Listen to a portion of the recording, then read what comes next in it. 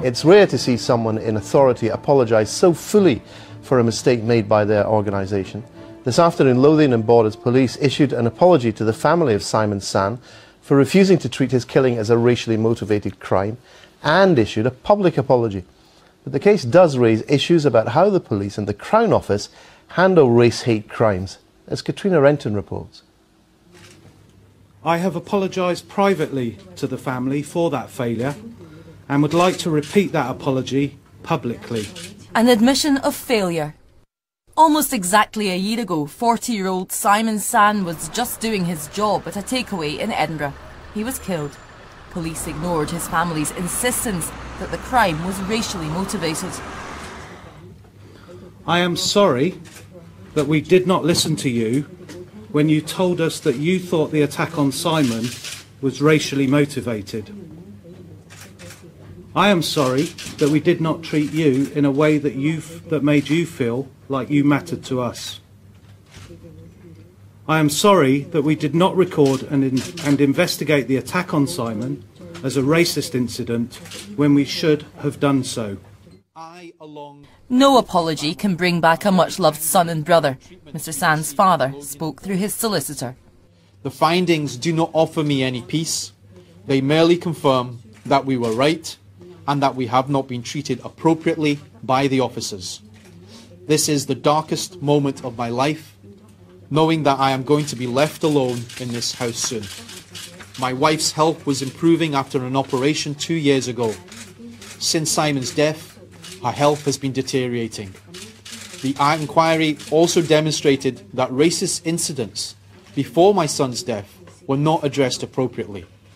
I feel there was a lack of respect in the importance of my son's death by appointing an untrained officer to lead the investigation.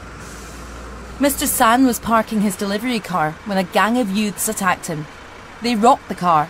He managed to get out and call the police, but he was pushed to a wall and punched in the face. He suffered severe head injuries and died later in hospital. At no point was the attack treated as racist. Just a random attack, obviously. There's not a lot of violence involved. It's just one punch, unfortunately, and the gentleman fell badly and injured his head, but really just a random and fairly minor assault, although the consequences are obviously quite severe. 16-year-old John Reid was sentenced to 5 years for killing Simon San. 2 younger teenagers were convicted of assault. But Mr. San's family believe had the racist element been considered, the outcome may have been different. We'll welcome the apology, welcome the findings of the police inquiry that there were significant failures by Lothian and Borders Police. That is a matter now closed with regards to the police inquiry. The issue really arises as whether the Lord Advocate will order an immediate inquiry into the prosecution decision-making process in this case.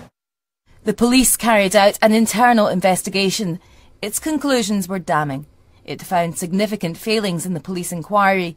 It said the police placed little emphasis on racist language used by the accused, and witnesses said a short time after the attack, the group responsible were directly referring to Mr. San as a chinky. It also noted one of the accused had been reported for a racist offence.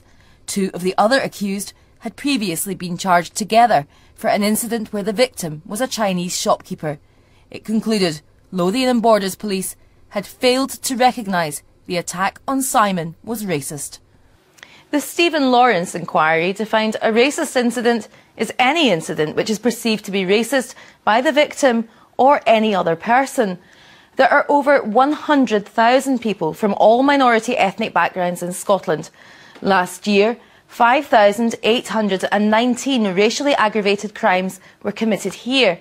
But just how many go unnoticed? And what are the consequences in the local community when a crime like this happens?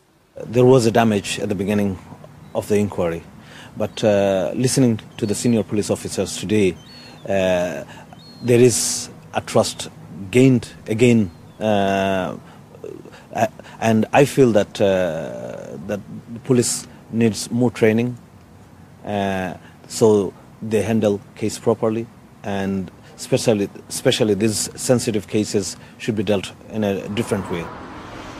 Even though the police investigation is over, there are still questions to be answered, but the Crown Office says there will be no inquiry, as it's satisfied with the prosecution of the case. Well, no one was available from the Crown Office, but I'm joined from Edinburgh by the Deputy Chief Constable of Lothian and Borders Police, who you saw in the film there. Stephen Allen, first of all, can you just clear up? I appreciate you've apologised both publicly and to the family. What are you saying here exactly? Are you saying that, as a matter of fact, this was a racially motivated attack? Well, I think we've been very clear today that the family, in the aftermath of the attack on Simon, made a number of complaints about the response of Lothian and Borders Police.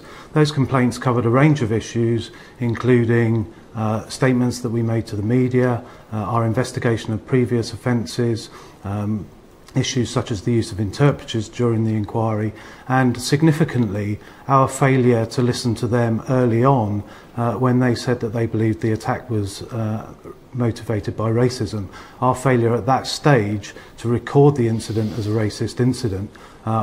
We've worked our way through each of those complaints with the family over the last few months. We've worked our way through the findings with them and explained those.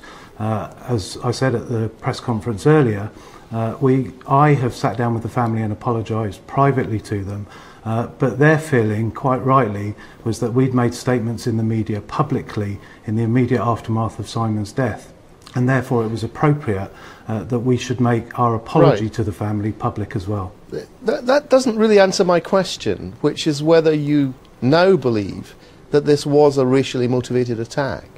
Well, I think it's important that we understand that which it is that we're talking about. We have apologised, I've apologised today, because quite clearly Lothian and Borders Police should have recorded this attack as a racist incident in the immediate aftermath. In your package you explained the definition of a racist incident, which is any incident where the victim or any other person perceives it to be so, and it was quite clear from the outset that the family perceived it to be so, and we should have recorded it. That, however, is different from libelling a charge or a racial aggravator to an offence, which depends on the evidence brought forward, and that, of course, is a matter for the Crown and not a matter for us. Right. So, in other words, while you were apologising for distress caused, you're not saying that, as a matter of fact, this was a racially aggravated attack. What I've apologised for is the fact that in a number of respects my organisation failed the Sand family. We're public servants. The criminal justice system involves a number of organisations, and all of us, I believe, are under a duty to acknowledge where our service falls short. Lothian and Borders Police... Right, okay, it's just that the reason I'm asking you this is there are some pretty mixed messages here, aren't there? On the one hand, that's what you've been saying, but the Crown Office today has said that it doesn't believe it could have prosecuted this as a racially motivated attack. It's given fairly detailed reasons why it doesn't believe that, and the reasons are to do with the evidence that your officers collected. Now, you're saying there's no contradiction between these two things. Well, with respect, I don't think there is a contradiction.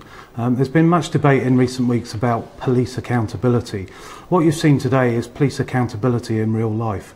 This is where my organisation believes that in some respects, in certain respects, we have failed Simon's family and that we have to take responsibility for those failures.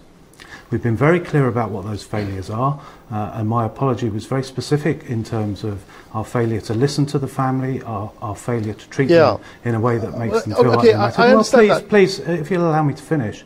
And also our failure to record this as a racist incident. Right. As I say, there are different agencies involved in the criminal justice process.